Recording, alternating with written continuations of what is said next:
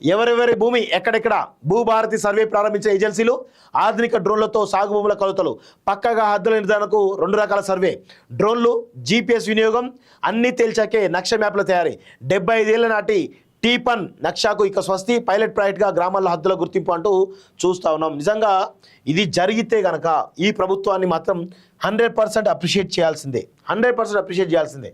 ఎందుకు అంటే ఈ భూముల వ్యవహారంలో హద్దుల విషయంలో ఎప్పటికప్పుడు గ్రామాల్లో చాలా పెద్ద గొడవలు జరుగుతూ ఉంటాయి, నరుక్కుంటూ ఉంటారు, చాలా మరణాలకు సంబంధించినటువంటి దాఖలాలు కూడా ఉన్నాయి. సో అటు గ్రామ స్థాయి నుంచి రాష్ట్ర స్థాయి వరకు ఈ భూ సమస్యల హద్దులు లేకపోవడం వల్ల చాలా సమస్యలు కూడా పెరిగిపోయినటువంటి విషయం ఈరోజు మనందరం కూడా గమనించాలి. సో ఇప్పుడు ఎవరెవరి భూమి ఎక్కడెక్కడ దాని హద్దులు ఏంటి అనేది ఈరోజు డ్రోన్ సర్వే ద్వారా ఈరోజు చేపట్టినట్టు భూభారతి చేపట్టినట్టు చాలా స్పష్టంగా తెలుస్తోంది.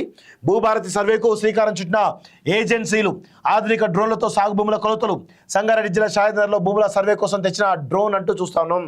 సో భూభారతి సర్వే కింద భూ సమస్యలు పరిష్కరించేందుకు రెవెన్యూ యంత్రాంగం ప్రత్యేక దృష్టి పెట్టింది. భూముల కొలతలు నిర్ధారించడానికి రాష్ట్ర వ్యాప్తంగా 5 గ్రామాలను పైలట్ ప్రాజెక్టుగా ఎంచుకున్నారు. దీని నిర్వహణ సర్వే ఏజెన్సీలకు అప్పగించారు. ఈ గ్రామాల్లోని భూముల కొలతలు తేల్చడానికి ఆధునిక డ్రోన్లు ఆకాశంలో చెక్కలు కొడుతున్నాయి. భూభారతి సర్వే మ్యాప్లను సిద్ధం చేయడానికి ఖమ్మం జిల్లా ఎర్రుపాలెం మండలం ములుగుమాడు, జగిత్యాల జిల్లా బీర్పూర్ మండలం కొమ్మనపల్లి, మహబూబ్నగర్ జిల్లా గండీడ్ మండలం సలార్ నగర్, ములుగు జిల్లా వెంకటాపూర్ మండలం నూగూరు, సంగారెడ్డి జిల్లా వట్పల్లి మండలం షాహిద్ నగర్ గ్రామాలను పైలట్ ప్రాజెక్టుగా తీసుకున్నారు.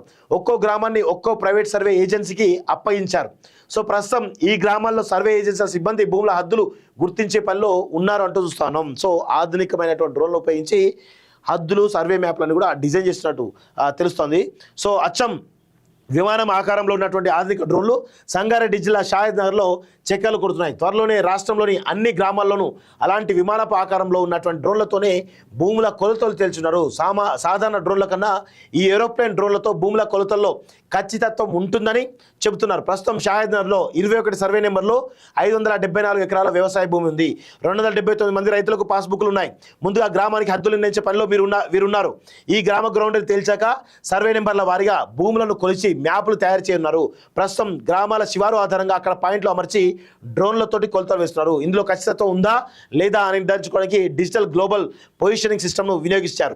సో ప్రస్తుతం రాష్ట్ర ప్రభుత్వంలోని సర్వేలు ఇదే విధానాన్ని పాటిస్తున్నారు. 2 రకాల సర్వేలు తేడాలు ఉన్నాయా లేక రెండింటిలోనూ ఒకే రకమైన కొలతలు వచ్చాయా అని తేల్చిన తర్వాతనే మ్యాప్లు సిద్ధం చేయనున్నారని చూస్తున్నాం. సో గ్రామ నక్షలు కూడా ప్రిపేర్ చేస్తున్నారట. సో నక్ష స్థానంలో మ్యాప్లు నిజాం రాజుల కాలంలో గొలుసుల ద్వారా భూముల కొలతలు వేసి ప్రతి గ్రామానికి టీపన్ నక్ష తయారు చేశారు. ఈ టీపన్ నక్షలో సర్వే నెంబర్ల వారీగా భూముల విస్తీర్ణం, గ్రామాల్లోని రహదారులు, బాటలు సైతం ఉంటాయి. గడిచిన 75 ఏళ్ళుగా భూముల సర్వేకు టిప్పన్ నక్షే ప్రమాణం. తాజా సర్వేతో ప్రతి గ్రామానికి డిజిటల్ మ్యాప్లు సిద్ధం చేయనున్నారు. దీంతో ఇప్పటిదాకా భూములకు ఆధారంగా ఉన్నటువంటి టీపన్ నక్ష గత కంచికి చేరనుంది. గ్రామాల హద్దులతో పాటు సర్వే నెంబర్ల వారీగా సర్వే పూర్తయిందంటే ఇక టీపన్తో పని ఉండదని సీనియర్ సర్వేలు చెబుతున్నారు అంటూ చూస్తాం. ఇది చాలా పెద్ద స్కెచ్చే. వాస్తవంగా ఇది మంచి ఉపయోగపడుతుంది. ఇప్పుడు ఈ ప్రభుత్వంలో ఉన్నటువంటి వాళ్ళకు చాలామంది కూడా చాలా రకాలుగా ఉపయోగపడే అవకాశం కనబడుతుంది. సో ఇప్పుడు గ్రామానికి సంబంధించినటువంటి ఒక 1000 ఎకరాలు ఉందనుకోండి.